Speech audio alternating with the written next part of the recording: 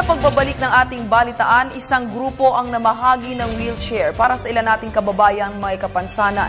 Para sa detalye, balitaan mo kami, Dina Paagibitan. Sa 92.1 million household population sa bansa, nasa 1,443,000 ang individual na may kapansanan. Ibig sabihin, sa bawat 1,000 tao sa Pilipinas, 16 dito ang may kapansanan, base sa datos ng Census Population and Housing noong 2010.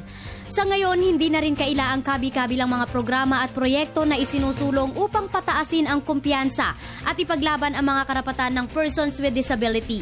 Para sa medical students ng University of the Philippines at mga doktor ng Philippine General Hospital, ang pagbibigay ng libreng wheelchair sa mga paraan para mabigyang pagkakataong mamuhay ng simple at normal ang may mga kapansanan. Kasi mga doktor, mga estudyante, kailangan mag-role modeling. Marami po tayong mga kababayan po ang may kapansanan at nahihirapan pong gumalaw. Kahit po sa loob lamang na kanilang bahay, nahihirapan silang kumilos po.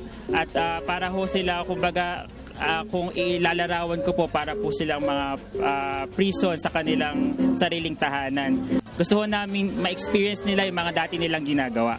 7 taon nang ginagawa ito ng grupo kaisang-isang US organization, gayon din ang mga lokal na opisyal ng bansa. Tinatayang nasa mahigit 6,000 wheelchairs na ang kanilang naipamigay sa buong bansa. Sa taong ito, nasa mahigit 1,000 wheelchair ang nakatakdang ipamahagi nationwide.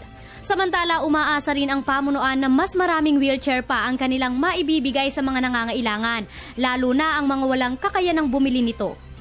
Inaasahan po namin na sa mga susunod pong taon, mas magiging malaki po ang shipment po na matukukuha naming wheelchair at mas marami pa pong kababayan po ang matutulungan.